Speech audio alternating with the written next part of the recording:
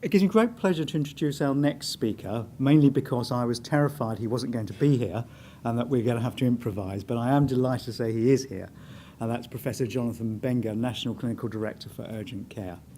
Professor Benger is the Director of the Academic Department of Emergency Care at the University of the West of England, Bristol, and a consultant in emergency medicine at University Hospitals Bristol NHS Foundation Trust.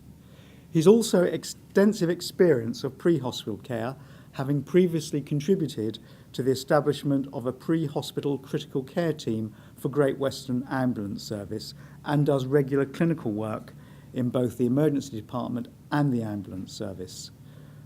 Professor Benger has led or collaborated on 28 great grant-funded research projects with a total value in excess of 8 million, and his main research interests are the evaluation of new technologies and techniques, service configuration, and workforce emergency airway management, resuscitation and pre-hospital care. Until May this year, Professor Benger chaired the Clinical Effectiveness Committee of the College of Emergency Medicine and served on the council and executive of the college. And he's been closely involved with guideline and policy development in the UK. So I don't think there's anyone better to give the next talk than Professor Benger. So welcome. Thank you very much. You see, you write those biographies and then people read them out and wish, I wish I made that shorter. It has been an exciting morning for me. I don't know about you, but I love London in the summer, especially the underground system. I think if you could just throw in some cheap clothes and have your own sweatshop, wouldn't you? Anyway, so here I am. Good morning. Thank you for inviting me. With any luck, if I push something magical is going to happen, like my talk's going to come up. How about that? Now, whilst I am, my clinical background is in emergency medicine and pre-hospital care, please don't hold that against me, because I'm now employed half-time by NHS England as the National Clinical Director for Urgent Care, and have been for the last couple of months, working with Keith Willett in particular on the Urgent and Emergency Care Review. And as you'll be aware, NHS England has appointed 24 clinicians to its staff to really provide enhanced clinical leadership and advice and policy and commissioning guidance. And I'm one of those people, and I've got one of the tiny little remits of urgent care, which is hardly anything really. It's only about 100 million primary care consultations and 20 million emergency department attendances and 8 million ambulance calls and so forth. So I thought after I'd finished this little task that I'd move on to peace in the Middle East. Now, I really want to talk to you about the Urgent and Emergency Care Review, which hopefully you're all aware of, and I think will be fundamental in determining the future direction of commissioning policy in this area. As you'll probably be aware, Sir Bruce Keogh announced the review in January of this year, and we formed a steering group which is chaired by Keith, and since then have been working on a number of concepts around the review itself. Right from the very beginning, of course, we've had patient involvement, public involvement, and a range of providers and commissioning groups, as well as clinicians, involved in our original steering meetings. And one of the key concepts that we want to get across is that this is a different approach to perhaps previous reviews, particularly those that have come out of the Department of Health, in that we're endeavouring to be as transparent and as engaged as possible. So we're very, very interested in people's views and feedback. And at the moment, we haven't made any decisions. But alongside people's feedback and people's views, we've tried very, very hard to make our thinking as evidence-based as possible. I think many of you will be aware that historically, whilst we've championed evidence-based medicine, policy has sometimes been less than evidence-based. And in terms of making good decisions for our patients of the future, to ensure that they receive the care that they both deserve and expect, requires us to use the evidence base that does exist in a way that's sensible and can inform the decisions that we make. So we started by thinking about the patient's perspective on the system and their priorities, and then came up with some basic clinical principles that we thought would underpin any recommendations. The evidence base has been in the public domain for some time, and we've received a lot of feedback about that.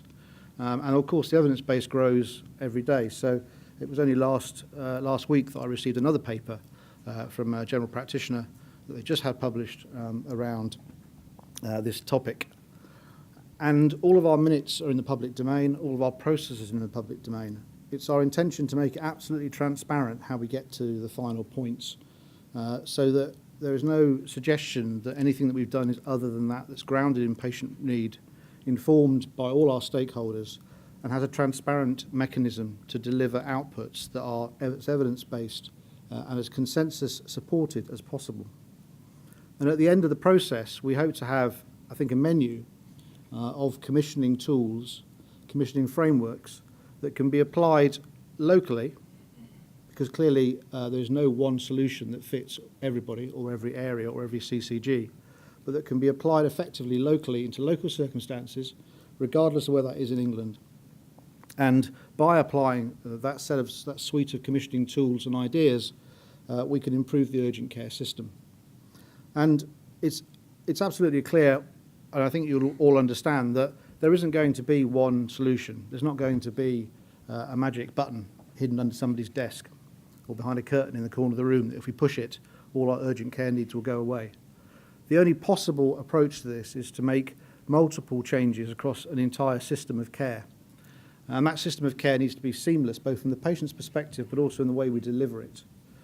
I think it's going to be very important to start to break down some of the boundaries that appear to exist between primary and secondary care. We're actually all fighting the same battle, and we've all got the same challenges. And I think to win that battle, we need to work together as a single team, not casting blame at each other, but seeing ourselves as working together to provide the best possible care for patients.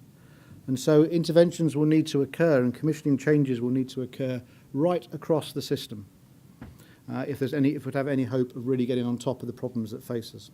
I don't need to tell you that demand is going up. There are more than 100 million urgent contacts with the NHS annually in England, which is more than 2 for every man, woman and child in the country, which is quite a sobering thought, really.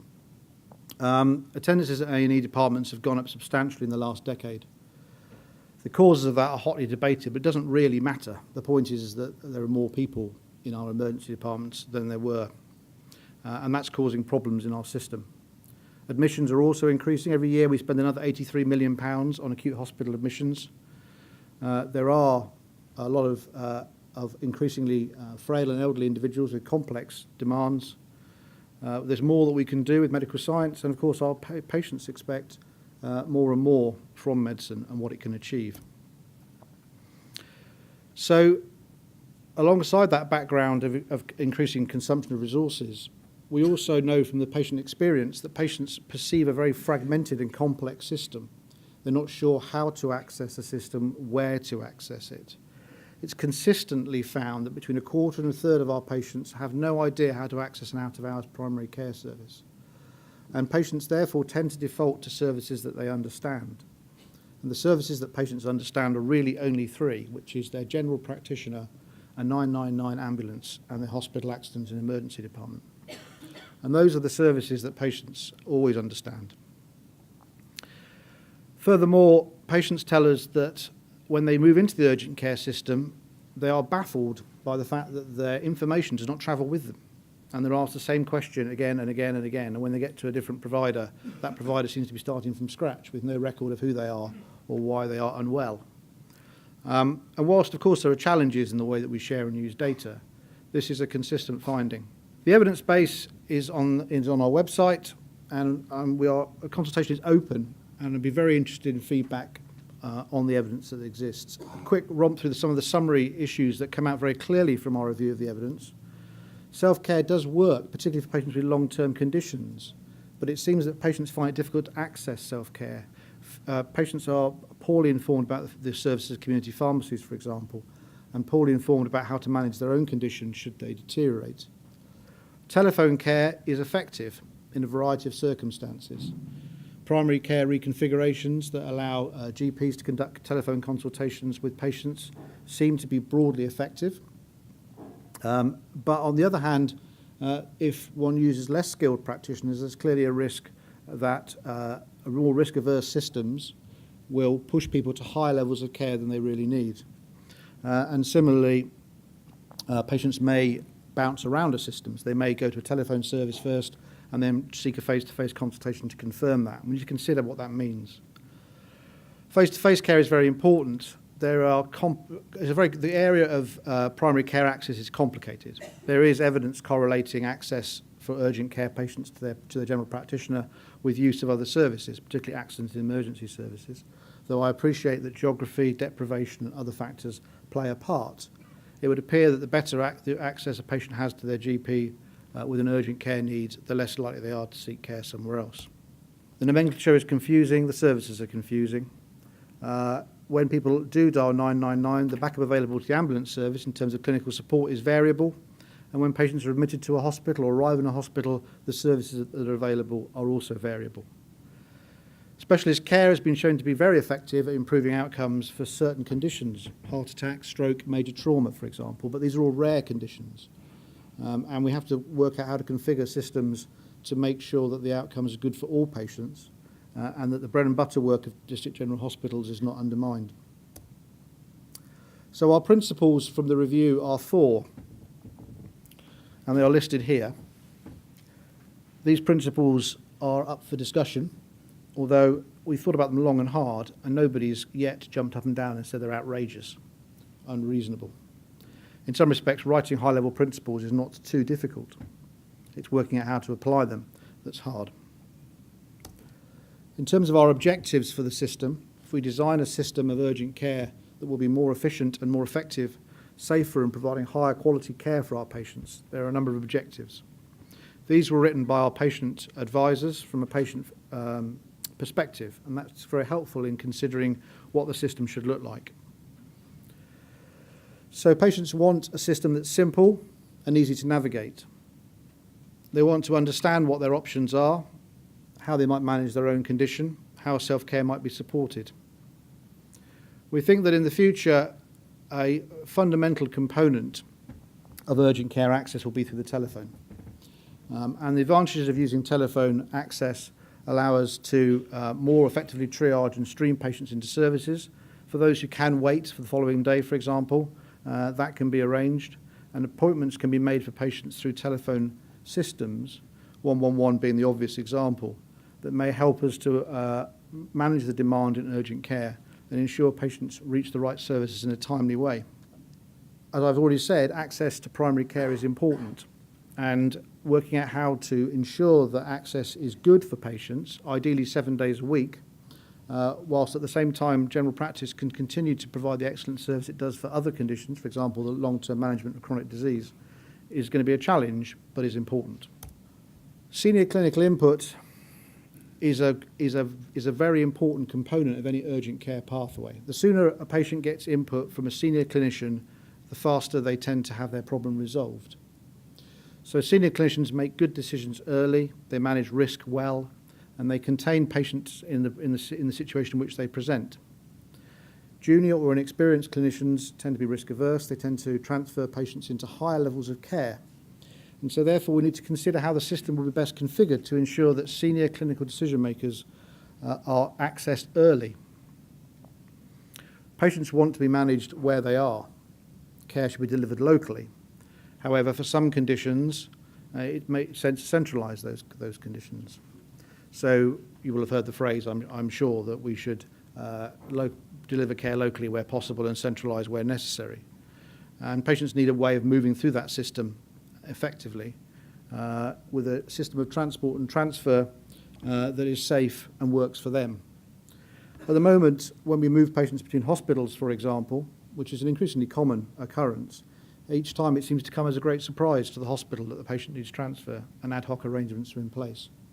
For us to build effective urgent care networks, we need to think about how we move patients effectively through the system in a way that's predictable, reproducible, and of a safe and high standard. This is the last of the 12 you'll be pleased to hear. Information should be transmitted freely through the system, accessed by those who have the requirement to access it. Wider support should be available. In conducting this review, we're keeping very close eye on a number of factors.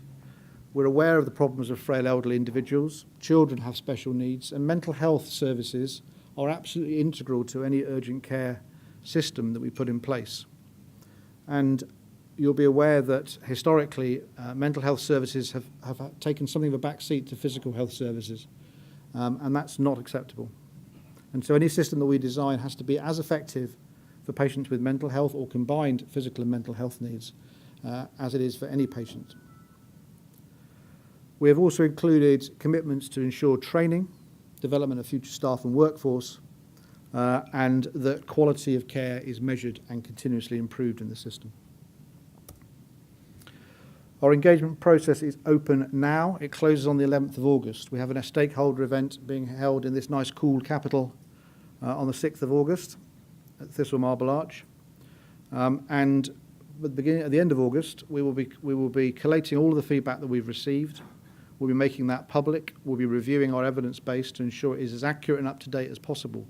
And then we will then be proceeding to develop clinical models of care, underline professional standards, and develop those further into commissioning tools that can be accessed by every CCG in England to develop and improve their urgent care service with the support of NHS England.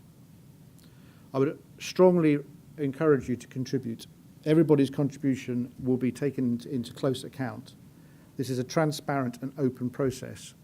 It's a very important, potentially one in a generation opportunity to get this right, and we must get it right. Thank you.